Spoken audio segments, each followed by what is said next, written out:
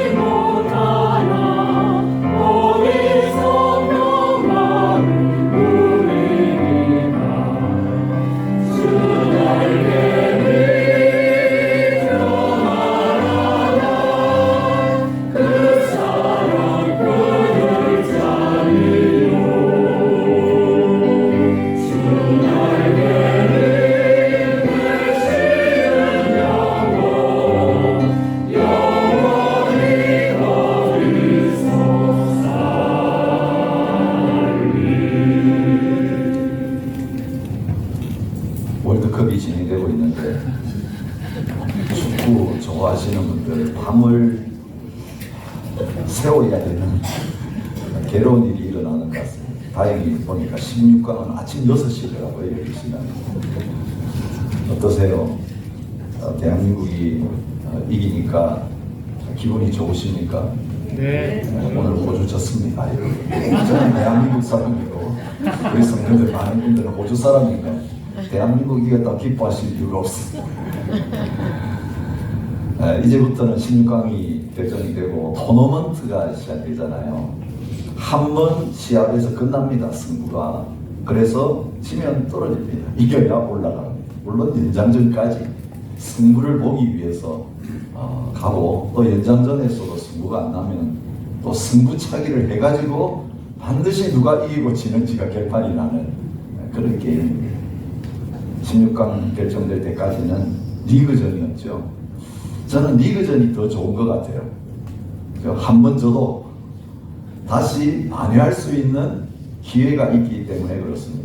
우리 참 탈락할 위기 속에 처했던 대한민국이 그 마지막 시합에서 역전골을 터뜨리고 그것도 역전골을 90분 다 지나고 추가 시간에 터뜨려서 그 극장골이라 그러더라고요. 극장골. 네, 대한민국이 역대 월드컵에서 그런 극장골로 승부한 경우들이 많았다고 합니다.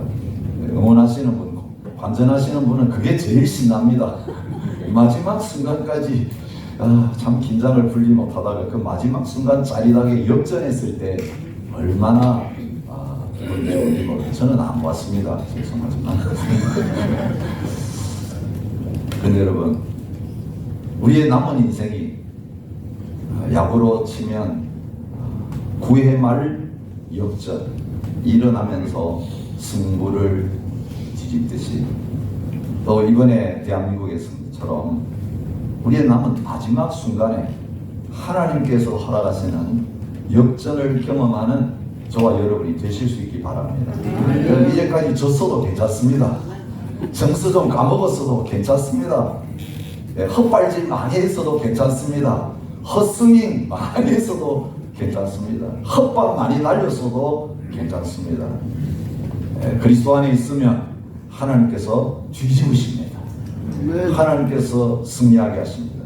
과거에 얼마나 승리했는가 우리에게 중요하지 않습니다. 마지막 순간에 승리해야 됩니다. 마지막 순간에 주님 앞에 서기 전에 우리의 삶이 믿음 안에 있어야 됩니다. 옛날 먹고 살 수 없습니다. 옛날에 은혜 많이 받았을 수 있고 많이 봉사했을 수 있는데 우리의 노년이 초라하다면, 노년이 헛되다면 얼마나 안타깝고 슬픈 일이겠습니까? 이 안에 마지막을 보내면서 하나님께서 이 전도서를 통해서 다시 한번 우리 인생을 돌아보게 하시고 또 우리 가운데 오시는 예수 그리스도, 승자로 오실 다시 오실 예수님을 온전히 바라보는 믿음의 자리에 서게 해주시는 것이 얼마나 감사한지 모르겠습니다. 지난주도 설교하면서 모파상의 목걸이라고 하는 소설을 소개해드렸습니다. 인생 허무함을 노래하는 거죠.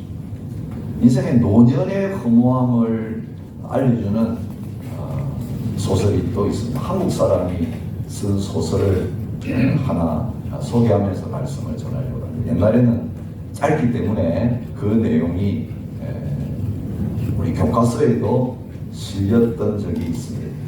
김동인의 단편 소설 무지개라고 하는 소설입니다. 여러분 잘 아시죠? 그 내용. 무지개를 잡기를 원하는 소년의 이야기죠. 엄마에게 허락을 받고 갔는데 엄마는 이 아들을 보내면서 들 건너편까지만 가봐라. 그래서 무지개를 잡으려고 엄마의 허락을 받고 나갑니다. 근데 엄마가 무지개 잡으려고 떠나가는 이 아들에게 이렇게 말합니다. 내가 50년 동안 무지개 쫓아다녔는데 못 잡았다. 너무 멀리 가지 말고 빨리 돌아오너라 그랬어. 들 건너편에 분명히 무지개가 있었습니다.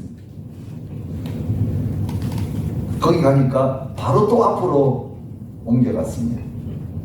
조금만 더 가면 잡을 수 있다는 마음을 가지고는 무지개 잡으려고 가다 보니까 엄마와의 약속을 어겼습니다. 잡힐 듯 하니까 계속해서 포기하지 못하고 가는 거죠. 사실 실제에서는 이런 일이 안 일어납니다. 무지개가 계속 있으려면 어떤 일이 일어나야 됩니까? 비가 계속 내리고 있고 뒤에서는 해가 계속 비쳐야 무지개가 나와요. 이 소설이니까 이런 일이 일어나는 거죠. 계속 가는 와중에 여러 사람들을 만납니다. 방향을 가지고 서로 싸우고 있는 사람들을 보기도 하고 무지개 잡으러 자기하고 나갔다가 돌아오는 소년들을 보기도 합니다. 또 어떤 사람들은 기와장을 들고는 그게 무지개라고 좋아하는 사람들도 있었습니다. 두 명의 소년이 기와장 들고 오다가 이 소년으로부터 그거 무지개 아니라는 말을 듣고 한 사람은 기와장을 집어 던지고 한 사람은 이 소년과 동행을 합니다. 계속 나가다가 함께 오던 소년은 무지개는 잡을 수 없는 거라고 지쳐서 쓰러져 버리고 혼자 남은 이 소년이 계속 앞으로 전진합니다. 긴 시간이 흐르고 결국 지쳐서 쓰러진 소년은 무지개는 못 잡는구나 깨닫고 야망을 포기하게 됩니다. 그런데 그 무지개를 잡는 야망을 포기한 순간 그 젊었던 소년의 얼굴이 노인이 된다는 것입니다. 여러분, 인생의 삶이 무지개 잡는 허무한 삶이 될 수 있다는 것을 보여줍니다. 내게 중요한 메시지가 있는 것 같습니다. 아직까지 무지개를 잡을 수 있다고 믿고 있는 한 소년이라는 겁니다. 포기할 때 젊어도 노인이 된다는 것입니다. 여러분, 어떤 사람이 되기를 원하십니까?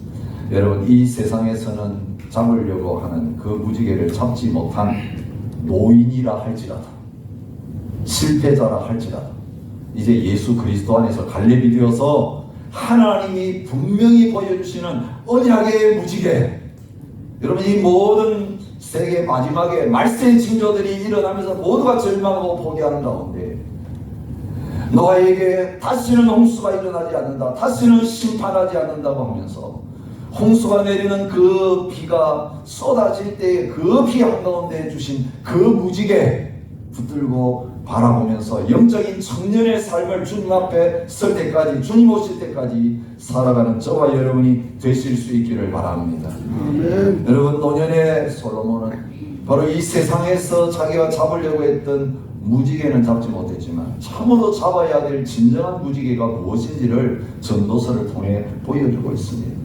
무지개를 잡는 인생 어떻게 표현하고 있습니까? 전도서에는 헛되어 바람을 잡는 것이로다. 보이지 않는 바람을 잡아보려고 달려가는 인생의 모습을 보여줍니다. 무지개 절대로 못 잡습니다. 바람도 잡을 수가 없습니다. 어떻습니까? 바람을 잡으면 다 빠져나갑니다. 이 전도서에 보면 바람을 잡는 것과 같은 헛된 인생이다, 헛되어서 바람을 잡는 것 같다는 표현이 많이 나오는 것을 볼 수 있습니다. 지혜를 알고자 해서 미친 것들과 미련한 것을 알고자 해서 마음을 썼지만 바람을 잡는 것인 것을 나중에 깨달았다. 내 손으로 한 모든 일과 내가 수고한 모든 것이 다 헛되어 바람을 잡는 것이었다. 해 아래서 하는 일이 헛되어 바람을 잡는 것이기 때문이다. 하나님은 그가 기뻐하시는 자에게 지혜와 지식과 희락을 주시나 죄인에게는 노고를 주시고 그가 모아 쌓게 하사 하나님을 기뻐하는 자에게 그가 주게 하시지만 이것도 헛되어 바람을 잡는 것이다. 헛되어서 바람 잡는 것 같은 그런 인생의 모습을 구체적으로 하나 보여줍니다. 이거는 경험해보지 않은 사람은 쓸 수 없는 말씀이죠. 솔로몬이 노년에 깨달은 건 내가 많은 것을 다 해봤는데 결국은 이 노년에 내가 잡은 게 아무것도 없다. 바람을 쫓아다니는 인생이었구나. 그렇게 고백하고 있는 것입니다. 호세아 선지자는요, 또 다른 표현을 바람과 관련해서 쓰고 있습니다. 호세아 12장 1절에 보면 에브라임은 바람을 먹으며 동풍을 따라가서, 그렇게 말합니다. 이스라엘 백성들이 하나님 섬기지 않고 헛된 우상들, 이 세상에 있는 헤아릴 것들 쫓아다니는 그것이 바람을 먹는 상황 같다. 배고프다고 바람을 먹어보셨습니까? 아무리 먹어도 배 부릴 수 없는 것입니다. 이사야 선지자는 또 이런 표현을 씁니다. 우리가 잉태하고 상고를 당하였을지라도 바람을 낳은 것 같아서. 이사야서 26장 18절에 그렇게 말합니다. 여러분, 뭔가 출산하기 위해서 살아갑니다. 생명을 낳기 위해서 살아갑니다. 근데 잉태는 있습니다. 그리고 아이를 낳느라고 엄청나게 진통도 겪었습니다. 그리고 드디어 태어났는데 뭐가 태어났다고요? 바람이 태어났다. 바람을 낳는 인생, 바람을 먹는 인생, 바람을 잡으려고 쫓아다니는 인생, 허무하기 짝이 없는 인생일 수 있습니다. 그것들을 쭉 이야기하는 가운데 오늘 4장 1절부터 6절 말씀에서 바람을 잡는 것 가지고 헛된 일이 두 가지 소개되고 있죠. 1절은 이렇게 말합니다. 내가 다시 해아래서 행하는 모든 학대를 살펴보았도다. 보라, 학대받는 자들의 눈물이로다. 그들에게는 위로자가 없도다. 그들을 학대하는 자들의 손에는 권세가 있으나 그들에게는 위로자가 없도다. 솔로몬은 정치인이었습니다. 왕이었습니다. 왕으로서 하나님의 공의를 실천하라고 하는 그 사명을 받고 통치를 했습니다. 여러분, 솔로몬 당시에 많은 주위의 나라들이 있었습니다. 솔로몬과 수교를 체결하고 솔로몬에게 지혜를 배우려고 조공을 바치면서 오는 나라의 수많은 사신들과 왕들을 만나면서 세계 정치를 열심히 살피는 결과 정치가 바람잡는 것이구나. 정치가 참 우리에게 기대할 것이 없구나. 그것을 보여줍니다. 그 정치의 세계 속에서 무엇이 시행되지 않습니까? 정의가 시행되지 않습니다. 권력자는 힘을 가지고 그 권력 없는 사람들을 학대하면서 피눈물을 짜내는 현실. 여러분, 오늘만의 현실이야. 과거에도 있었고 역사 속에서 계속 백성들은 권력자들을 향하여서 정의를 베풀어 달라고 그렇게 눈물로 호소하지만 현실에서는 힘이 권력이지. 권력이 없어야 정의를 제대로 노래할 수 있어요. 제대로 요구할 수 있어요. 막상 권력 잡고 나면 정의는 저 뒤로 달라갑니다. 내가 정의다. 칼 잡은 사람이 결정 내리고 하는 게 정의예요. 모든 판결 다 뒤집을 수 있고 왜곡시킬 수 있다는 사실. 우리가 살아오는 짧은 역사 속에서도 권력이 바뀔 때마다 우리가 눈으로 똑똑히 보고 있는 현실. 힘없는 자들, 돈 없는 자들, 권력 없는 자들에게는 정의가 없습니다. 그들에게 돌아오는 것은 학대입니다. 정의를 소리 높여 요구할수록 학대만 그들에게 주어지는 이 비극적인 정치 현실을 바라보면서 내가 왕으로서 오랜 세월 나를 다스렸죠. 많은 사람들이 그 권력 한번 잡아보겠다고, 왕 한번 되어보겠다고, 그리고 나서 정의를 시행하겠다고 그렇게 다짐하면서 그 자리에 올라가서 통치하는데 결과는 헛됩니다.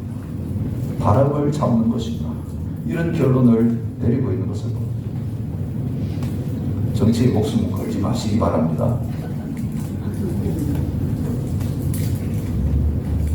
여러분, 기대하면 할수록 여러분의 마음에 실망과 허무함이 찾아옵니다.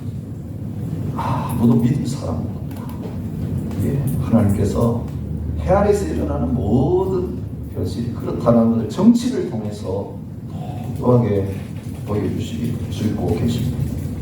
또 한 가지 바람잡는 것까지 헛된 일을 4절 5절에서 보여주십니다.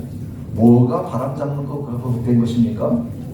이 세상에서 성공하는 게 그렇다. 여러분, 성공하기를 원하는 삶을 우리들이 살고 성공하기를 원하면서 열심히 노력합니다. 우리 자녀들도 성공한 사람이 되기를 원합니다. 성공해 보셨습니까?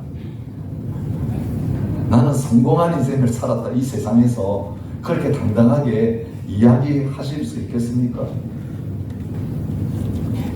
솔로몬이 살펴보니까, 연구해보니까 모든 사람의 수고와 모든 재주로 말미암아 이웃에게 시기를 받으니 이것도 헛되어 바람을 잡는 것입니다. 여러분, 남들 이기고 성공하면 성공할수록 그 성공한 사람들에게 따라오는 게 무엇입니까? 시기라고 말합니다.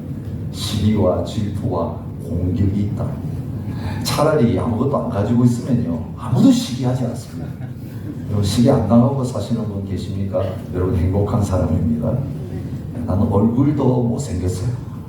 키도 작아요. 나는 배우지도 못했어요. 나는 가진 것도 없어요. 몸도 약해요. 절대로 여러분 시기 받을 일이 없습니다. 안심하시기 바랍니다. 그냥 남들보다 비교해가지고 조금이라도 하나라도 나온 게 있으면 여러분 반드시 그 남들보다 잘하는 것 때문에 시기를 당하게 되어 있습니다. 뭘 통해서 알 수 있습니까? 여러분 보면 알아요. 여러분 누구를 시기하고 사세요? 누구를 질투하세요? 네, 나보다 다 나은 사람 그렇게 우리가 하고 있어요. 내보다 못한 사람을 보면 안심이 돼요. 너무 평안해요. 아, 저 사람 절대로 나를 못 쫓아오겠구나. 아니, 그런 사람은 내 주위에 있으면 참 행복해요. 나는 그들보다 낫거든요. 근데 내가 남들보다 조금 나오면 항상 쫓기는 삶을 살아야 돼요. 제가 그런 삶을 살았습니다. 저는 학교에서 거의 1등을 놓쳐본 적이 없는 사람입니다. 예, 항상 똥통 학교를 다녔어요. 저희 아버님이 교육에는 문외한이어서 교육에는 신경 안 쓰고 그냥 교회를 옮겨버리세요. 그러면 학기 도중에 어떨 때는 입학하자마자 학교를 옮겨가야 되니까 좋은 학교를 들어갈 기회를 다 놓쳤습니다. 그래서 늘 집어넣는 학교를 보면 학생이 쉽게 받아주는 학교만 들어갔습니다. 서울에 올라가서는 야간 학교를 다녔습니다. 물론 대학은 좀 좋은 대학 다녔습니다. 그런데 늘 저는 공부를 잘하는 쪽에 속했기 때문에 불안했습니다. 2등이 열심히 공부하고 있으면 저는 잠을 못 자요. 2등이 빨리 학교에서 떠날 때까지 그 자리에 앉아서 도서관을 지키고 있어야 했어요. 그리고 2등이 떠난 다음에야 나도 보따리 싸가지고 얼마나 쫓기는 자리에 있는 게 피곤한지 몰라요. 그렇죠? 항상 1등은 그 자리에서 내려와야 되는 존재예요. 성공이 절대로 좋은 게 아닙니다. 최고의 성공했다라고 하는 평판을 솔로몬이 들으면서 헛되다고 말합니다. 그러면 게으른 사람, 노력하지 않은 사람은 행복하냐? 아니라고 5절이 말합니다. 우매자는 팔짱을 끼고 있으면서 자기의 몸만 축내는도다. 성공한 사람은 그거 잡으려고 하면서 몸을 축내고, 아무것도 하지 않는 미련한 사람은 팔짱 끼고 있으면서도 자기의 몸을 축내는 자리에 있게 되니 성공과 실패, 사실 하나님 앞에서 아무것도 아닙니다. 성공한 사람도 실패자일 수 있고, 세상에서 실패한 사람도 자기의 몸만 축내는 미련한 자가 될 수도 있다. 그렇게 말하고 있는 것을 볼 수 있습니다. 자, 잘 때도 허무하고 안 돼도 허무한 인생. 전도서를 통해서 3가지 메시지를 주고 있어요. 첫째, 배 아래서 이 헛된 거 이제 더 이상 잡으려고 쫓아다니지 말라. 잡아도 바람 잡는 것과 똑같이 배부르지 않다.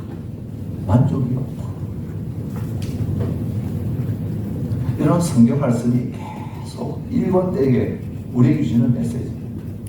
나는 이게 없어서 불행하다. 나는 이걸 얻지 못해서 불행하다. 나는 이 목표를 이루지 못해서 불행하다. 아니잖아. 잡아도 얻어도 만족이 없어. 결국 그 헛된 것을 쫓아다니면 만족이 없는 인생이 될 수밖에 없다고 하시면서 유익하게도 못하고 구원하지도 못하는 헛된 것들 이제 더 이상 따라다니지 말라. 그거 내려놓아라. 그렇게 하나님께서 말씀하고 계십니다. 헛된 영광을 구하여 서로 노력게 하거나 서로 투기하지 말지니라. 제발 좀 질투하지 말라고 말. 여러분, 우리 교회 안에 질투가 사라지기를 주의 이름으로 축복합니다. 아직 질투가 있어요. 질투가 있어요. 아직 다 내려놓고 오셨다 그러면서도 질투하고 있어요. 제가 보고 있거든요. 헛된 영광을 구하지 마세요.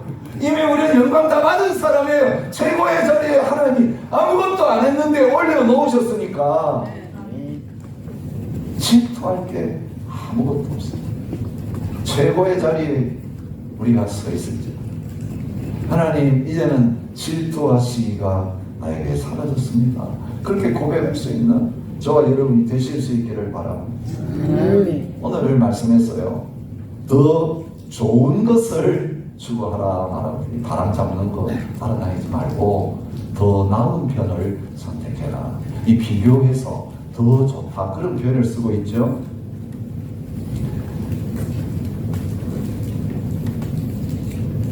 참 의로운 사람들이 권력자에게서 학대받는 것을 보면서, 그리고 아무도 그런 사람들 위로해 주는 사람이 없는 것을 봅니다. 그런 사람들은 권력 잡으면 이상하게 다 권력자의 편에 다 올라가더라고요. 그리고 떨어진 사람, 힘없는 사람 주위에는 아무도 얼쩡거리지가 않아요. 이게 세상의 것이죠. 그걸 보면서 어떤 고백을 합니까? 나는 아직 살아있는 사람보다도 죽은 지 오랜 사람들이 더 복되다. 이 사람들보다 더 복된 사람은 누굽니까? 아직 출생하지 아니해서 해 아래에서 행하는 악한 일을 보지 못한 사람들이 더 복되다. 이런 결론을 내리고 있어요. 살아있는 살면서 이런 학대를 당하고 위로도 받지 못하고 힘없이 사는 이 사람들보다는 차라리 태어났다가 빨리 죽은 사람이 더 복되고, 그 사람들보다는 아예 안 태어난 사람이 더 복되다. 여러분, 욥도 고난을 당할 때 그런 고백을 하는 것을 보시죠. 입을 열어서 생일을 저주합니다. 하나님을 원망하고 하나님을 저주하지 않죠. 내가 왜 태어났던가 그렇게 말합니다. 내가 이 세상에서 태어나서 이런 고생 당하는 거 보니까 고생이 너무 힘들어서 차라리 안 태어나는 게 더 좋을 뻔했다. 그렇게 고백합니다. 예레미야 20장에서는 예레미야 역시 그런 고백을 합니다. 그가 나를 태에서 죽이지 아니하셨으며 나의 어머니를 내 무덤이 되지 않게 하셨으며 그의 배가 부른 채로 항상 있지 않게 하신 까닭이로다. 어찌하여 내가 태에서 나와서 고생과 슬픔을 보며 나의 나를 부끄러움으로 보내는고. 예레미야를 통해서 인생의 허망함을 그렇게 보여주고 있습니다. 근데 이게 더 좋은 것 맞습니까? 태어나지 않는 게 더 좋다. 빨리 세상 떠나버리는 게 좋다. 어떻게 보면요, 이게 이 영세주의, 허무주의를 부추기는 것처럼 여겨집니다. 그런데 얼마나 이 세상에서 일어나는 일들 보면서 힘들게 느끼고 그렇게 느꼈는가. 그래서 차라리 안 태어나고 빨리 죽는 게 좋다라는 말이 그 입에서 나올 정도입니다. 더 좋은 것을 추구하지만 사실은 이것보다는 저게 더 좋고 그것보다는 딴 게 더 좋다고 하면서 더 좋은 거, 더 나은 거 추구하지만 이 세상에서는 진짜 좋은 것을 얻을 수 없다라고 하는 것을 이 솔로몬을 통해서 보여주고 계십니다. 또 있습니다. 성공해봐야 시기만 받으니까 의미가 없다. 허무하다. 바람 잡는 것과 같다. 그러면서 뭐가 더 낫다고 6절이 말합니까? 두 손에 가득하고 수고해서 바람 잡는 것보다는 한 손에만 가득하고 평온함이 더 나으니라. 많이 가진 것보다는 그냥 절반만 가지고 있어도 마음 편안한 게 좋겠다. 사람들에게 시기 안 받고 질도 안 받고 그냥 사는 그게 평온한 거잖아요. 남들이 나를 안 건드리고 그냥 가만히 있는 삶이 더 낫겠다. 그런데 실제는 어떠세요? 예, 시기 받는 거 참 어렵지만 남이 무시하는 것도 더 어려워요. 사람 취급 안 해주는 것도 더 어려워요. 이제 내가 없으니까 이제 여러분 어르신 되면 다 그러면 내가 늙었다 봐서 이 젊은 것들이 하면서 나를 이렇게 취급하나. 사실 그런 거 아니에요. 우리 자신의 가치를 하나님 앞에서 누리지 못하면요, 내 육신적으로 사실은 없는 이게 또 불행한 게 돼요. 전 그래도 가져보고 위했으면 좋겠다. 그렇게 말해요. 그죠? 후회를 해도 꼭 가져보고 후회하는 것보다는 가져보고 후회하는 게 얼마나 우리 거꾸로 생각할 때가 많아요. 근데 여러분, 오늘 이 본문을 공부하면서 재밌는 것을 발견했습니다. 더 복되다, 더 낫다. 이 번역은 다르게 되어 있는데요, 원어는 같아요. 토브라고 하는 원어예요. 선하다, 좋다, 그렇게 번역되는 단어예요. 또 이 토브는요, 기쁘다, 즐겁다 라는 표현을 할 때도 여러분, 이것보다는 저것이 더 좋고 이것보다는 저것이 더 좋고 이것이 더 우리를 기쁘게 할 것 같다. 비교를 통해서는 절대로 절대적인 감격과 기쁨을 누리지 못한다. 그것을 전도서를 통해서 보여주고 있습니다. 남들보다 더 나은 것 가지고 이전보다 더 낫다고 생각하는 거기에서는 절대 평안이 없다는 거죠. 이 비교식이 얼마나 우리를 망치고 있는지, 비교급이 아니라 오늘 하나님 말씀을 통해서 절대급을 저 여러분들에게 허락하고 계시는 것을 볼 수 있습니다. 우리가 노년에 잡아야 될 진정한 바람 있습니다. 진정한 무지개 있습니다. 우리가 추구하기 위해서 포기하지 말고 눈 감는 순간까지, 주님 오시는 그날까지는 계속 잡으려고 달려가야 될 진정한 것이 있습니다. 우리에게 진정한 기쁨을 주는 것, 진정한 만족을 주는 것입니다. 무엇입니까? 이 세상에 있는 것이 아니라, 눈에 보이는 것이 아니라, 눈에 보이지 않고 눈에 보이는 이 세계 속에서 우리가 잡을 수 없는 것, 우리의 진정한 기쁨, 진정한 소망, 진정한 만족이 되시는 분은 오직 한 분, 하나님밖에 없습니다. 아멘. 존 파이퍼 목사님은 기독교 희락주의라고 그 이름을 붙였습니다. 하나님을 즐거워하는 그것이 우리를 지으신 목적입니다. 하나님을 인해서 기뻐하고 즐거워하라 그랬지, 하나님이 주시는 것을 인해서 기뻐하고 즐거워하지 말라고 하세요. 여러분, 하나님 주신 것은 있다가도 없어져요. 어쩌면 하나님을 속여 저희들이 이 땅에서 더 많은 박해와 고난을 당할 수 있어, 이 마지막 때에. 그러나 하나님 주신 것 다 없어져도 하나님이 우리와 함께 하신다면, 우리가 그 하나님과 함께 있다면 우리는 하나님을 인하여 기뻐하고 하나님을 인하여 즐거워하는 자리에 설 수 있습니다. 우리 하나님 안에서 만족하고 하나님 때문에 기뻐할 때에 하나님 우리를 통해 영광 받으세요. 우리가 하는 일이 잘한다고 하는 영광 받으시는 거 아닙니다. 우리 많은 오해를 해왔어요. 하나님께 영광 돌린다고 할 때 우리가 남들보다 더 똑똑하고 남들 앞에서 승리하고 더 잘하고 이기고 뭔가를 잡고, 그죠? 어느 좋은 학교에 들어가고 좋은 직장을 얻고 어떤 권력을 잡고 나면 하나님께 영광 돌립니다. 아니에요. 얼마 있으면 그것은 풀의 꽃과 같이 없어지고 사라지는 거예요. 하나님 영광 돌렸던 그것이 하나님의 영광을 가리우는 것이 될 수 있어요. 그러나 하나님은 영원히 영광을 받으셔야 될 뿐인데, 우리가 하나님 때문에 늘 즐거워할 수 있어요. 구원의 하나님 때문에 기뻐할 수 있어요. 우리가 하나님 때문에 즐거워하고 하나님 때문에 기뻐하면 그때 우리를 통해 하나님이 영광을 받으십니다. 아멘. 그러니 우리는 지금 하나님께 영광 돌릴 수 있는 자리에 있습니다. 육신적으로 어떤 자리에 있어도 하나님을 즐거워하는 절대 기쁨을 누린다면 지금 우리는 하나님께 영광 돌리고 있는 것입니다. 허물을 노래하고 바람을 잡는 삶을 살아왔던 솔로몬에게, 저와 여러분에게 하나님은 우리의 만족이 되시는 분이십니다. 우리가 절대로 뺏길 수 없는 우리의 진정한 기업이 되시고 소유가 되십니다. 위로자가 없습니다. 누가 위로자가 되십니까? 세상에서는 위로해 줄 사람 없습니다.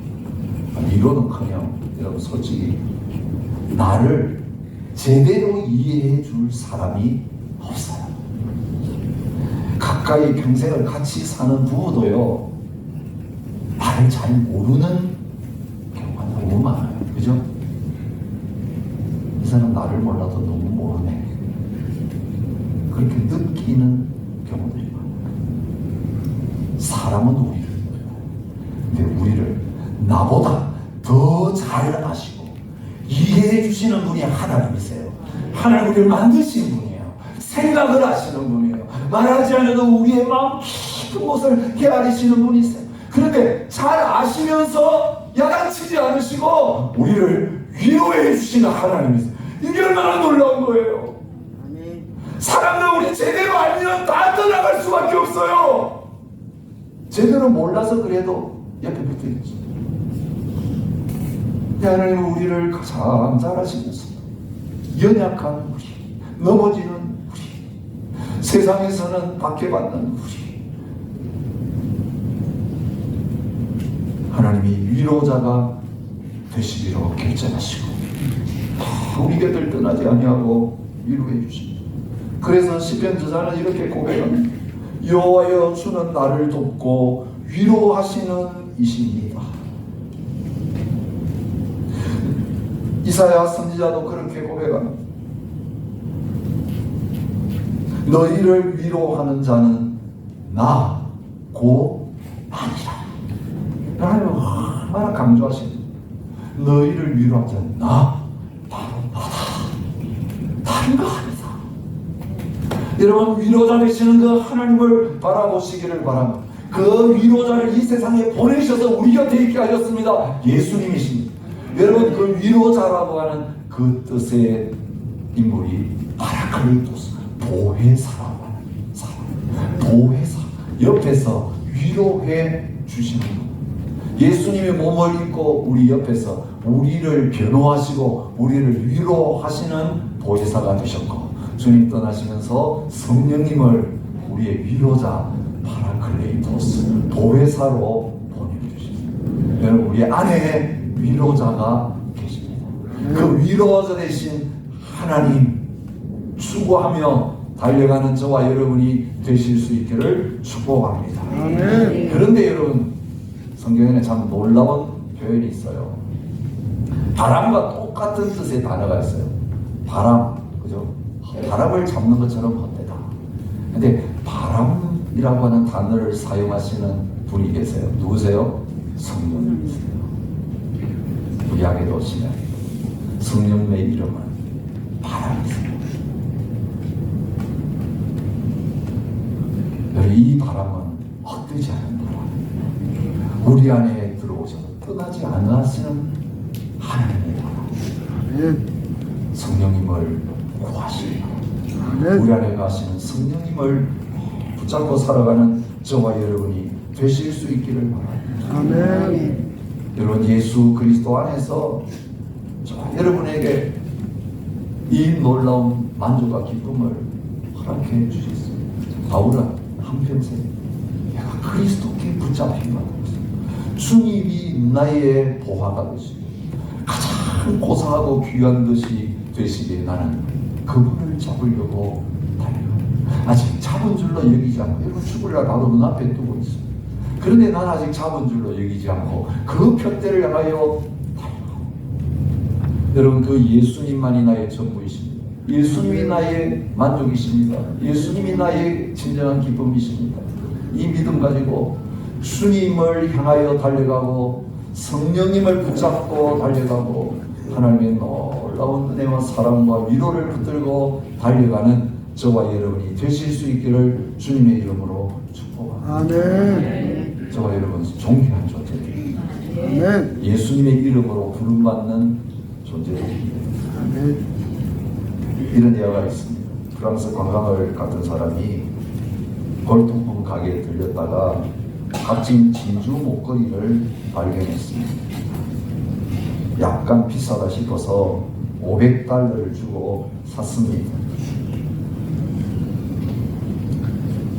근데 나중에 혹시 이게 얼마나 가치가 있는가 싶어서 보석 가게에 들어가서 감정을 의뢰했습니다. 첫 번째 가게에 들어갔더니 $20,000를 주겠다고 했어요. 어이구 이거 비싼 거구나. 또 다른 가게를 찾아갔더니 $50,000를 주겠다고 말했습니다. 아니 이 $500짜리가 별거 아닌 것처럼 보이는데 왜 이렇게 값이 비싸지? 그래서 그 가게 주인에게 물어보았습니다. 가게 주인은 다른 말 하지 않고 그 사람들에게 돋보기를 하나 주면서 진주 목걸이를 들여다보라고 했습니다. 자세히 들여다보니까 깨알 같은 글씨로 이렇게 적혀 있었습니다. 사랑하는 조세핀에게 황제 나폴레옹이. 누구의 이름이 거기에 새겨져 있는 거에 따라서 싸구리가 될 수도 있고 값을 매길 수 없는 귀한 게 될 수 있습니다. 저와 여러분에게 예수님의 이름을 새겨두셨습니다. 아멘. 내 것입니다. 아멘. 피로 갖추고 사셨습니다. 생명으로 우리를 사셨습니다. 아멘. 그래서 우리는 예수님 짤이에요. 여러분, 이 예수님 떠나면 우리는 바람이에요. 아무것도 아니에요. 싸구려 인생이에요. 그런데 예수님이 우리 안에 계시고 성령님이 우리 안에 계시고 하나님이 우리 아버지가 되실 때 우리 이 세상의 어떤 것과 비교할 수 없는 존귀한 존재가 되는 것입니다. 아멘. 오늘 이미 주셨어요. 이미 누리게 하셨어요. 아멘. 여러분, 우리 이제 더 이상 싸구려 쫓아다닐 필요 없습니다. 그거 좀 가진다고 우리 감이 조금 나가고 그거 좀 얻는다고 우리 가치가 조금 상승되고 참 하나님 말씀. 여러분, 최고를 가진 사람들이 그 싸구려 조금 가져가지고 우리의 주가를 조금 높여보려고 하는 그것처럼 어리석고 미련한 게 어디 있겠어요? 여러분, 우리 이제까지 그것 주가려고 살아온 적은 없고 신앙생활 하면서 이게 전부예요. 자식들 성공하게 해주세요. 잘 되게 해주세요. 내가 잘 되게 해주세요. 건강하게 해주세요. 좀 돈 좀 벌게 해주세요. 예수님보다 그것이 우리에게 실제로 더 중요한 것이 될 때가 얼마나 많았습니까? 주님 한 분만으로 만족합니다. 네, 주님이 주시는 생수를 마시기를 원합니다. 아멘. 주님만이 내 잔을 가득 채워주실 수 있는 분입니다. 오늘 이 승찬의 자리에 나가면서 이제는 주님, 나를 먹는 자는 다시는 줄이지 않는다. 나를 내가 주는 이 잔을 마시는 자는 다시는 목마르지 않다. 여러분, 실제로 승찬의 또 잔을 배부르지 못합니다. 우리 목마름을 해결시키지 못합니다. 그러나 이미 우리 안에 들어와 계시는 성삼의 하나님은 우리를 다시는 목마르지 않게 하시고 배고프지 않게 하시는 분이십니다. 여러분, 이 영적 목마름은 우리에게 필요합니다. 주님, 세상 목마름을 이제 끝나게 하십시오. 세상 것 봐도 이제는 마음이 동하지 않게 하십시오. 그러나 주님을 바라볼 때 그 주님을 더 갈망합니다. 더 사모합니다. 더 가까이 가기 원합니다. 주님을 향하는 갈망이 더하여지게 하여 주옵소서. 내가 그 아직 완전히 잡지 못했습니다. 내가 부활의 영광스러운 모습으로 변하는 그때 나는 완성될 겁니다. 이 몸을 입고 사는 동안에는 더 주님 목마릅니다. 더 주님 갈급합니다. 오늘 이 모습으로 주님 앞에 나가는 저와 여러분 되었으면 좋겠습니다. 아멘. 목마른 사슴 시냇물을 찾아 헤매듯이 내 영혼 주를 찾기에 갈급합니다.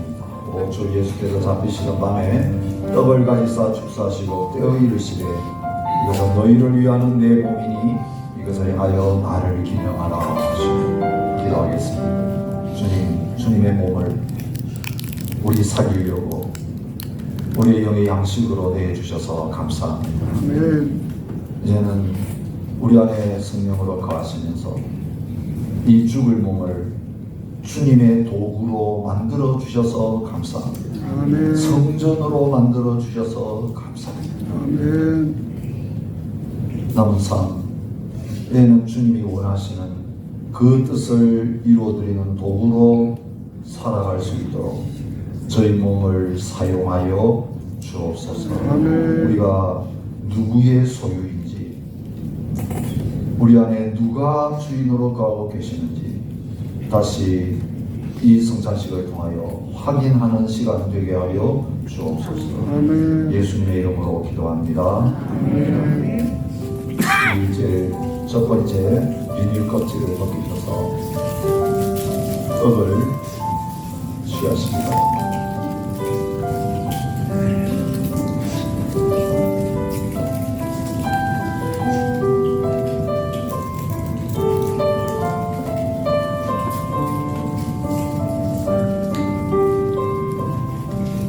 식후에 또한 그와 같이 잔을 가지시고 이르시되 이 잔은 내 피로 세운 새 언약이니 이것을 행하여 마실 때마다 나를 기념하라 하셨으니 너희가 이 떡을 먹으며 이 잔을 마실 때마다 주의 죽으심을 그가 오실 때까지 전하는 것입니다. 이 땅에서 행하는 성찬식은 주님 오실 때까지 행합니다. 하나님 나라에서는 그 주님을 이제는 만나고 배우고 하나 되는 그 은혜를 누리게 될 것입니다.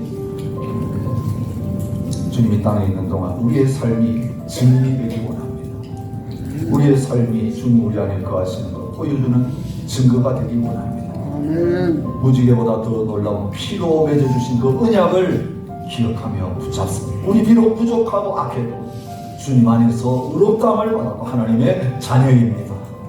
오늘도 이거 다시 한번 확인하고 붙잡으면서 잔을 받으시기를 바랍니다. 주님, 그렇습니다. 이 잔 우리에게 허락해 주셔서 감사합니다. 이제는 우리의 힘으로 사는 것 아니라 보혈의 능력으로 삽니다. 주님 주신 생명으로 삽니다. 아멘. 오늘도 우리의 삶을 통해 오직 하나님만 영화롭게 하게 하시고 오직 하나님만 즐거워하는 자리에 서는 저희가 되게 하여 주옵소서. 예수님 이름으로 기도합니다. 아멘. 이 마지막 음악지도 끼셔서 전을 취하시기 바랍니다.